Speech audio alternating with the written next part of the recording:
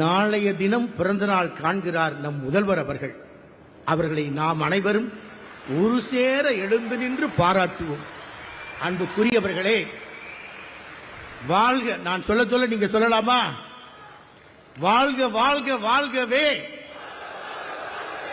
மாண்புமிகு மனிதநேய மக்கள் முதல்வர் நம் தமிழக முதல்வர் ஸ்டாலின் அவர்கள் வாழ்க வாழ்க வாழ்கவே, பல்லாண்டு வாழ்கவே, ஆன்மீகம் தலைக்க, எளிய மக்கள் வாழ்வு மலர, வாழ்க வாழ்க வாழ்கவே.